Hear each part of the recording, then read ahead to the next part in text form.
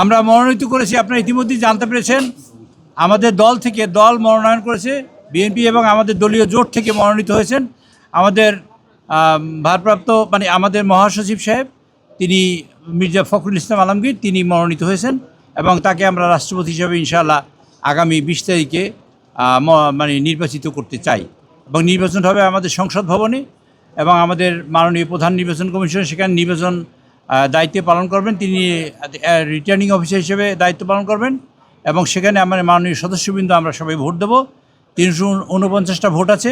349টা ভোটের মধ্যে আপনারা জানেন, ইতিমধ্যে আপনারা জানতে পেরেছেন, আমাদের 11 দলীয় জোট থেকে আরেকজন সদস্য হয়েছেন কর্নেল অলি আহমদ সাহেব।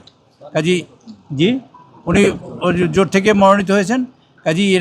তারাও মনোনয়নপত্র জমা দিয়ে গেছেন। আমরা সেদিন ভোট করব। এটা গণতন্ত্রের বিউটি হইল, আমরা কন্টেস্ট করেছি, নির্বাচন করেছি। আমরা 17 বছর আন্দোলন করে গত যে একটা ইম্পার্শিয়াল নির্বাচনের মাধ্যমে আমরা সংসদ গঠন করেছি।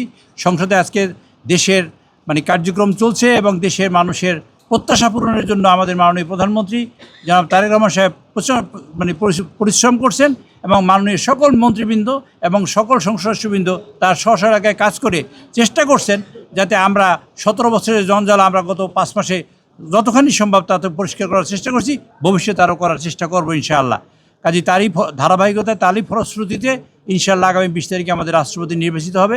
নির্বাচিত হওয়ার পরে আমরা চেষ্টা করব আমাদের কাঙ্ক্ষিত লক্ষ্যে। আমাদের মাননীয় প্রধানমন্ত্রী দুটো বাক্য বলেছেন, আই হ্যাভ এ ড্রিম, এবং তিনি বলেছেন সবার আগে আই হ্যাভ এ প্ল্যান।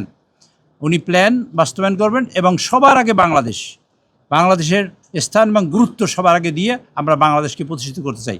সেই প্রত্যাশায় আমি আপনাদের সকলের সহযোগিতা কামনা করে। লোডশেডিং কিংবা ঘরের বাইরের তীব্র গরমে ওয়ালটন রিচার্জেবল ফ্যান থাকলে থাকবে শুধু বাতাস আর বাতাস।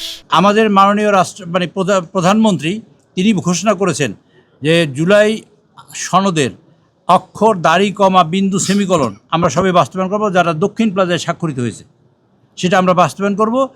বাস্তবায়নের প্রশ্নে একটা সংস্কারের শব্দ আর একটা আমরা সংশোধনের শব্দ।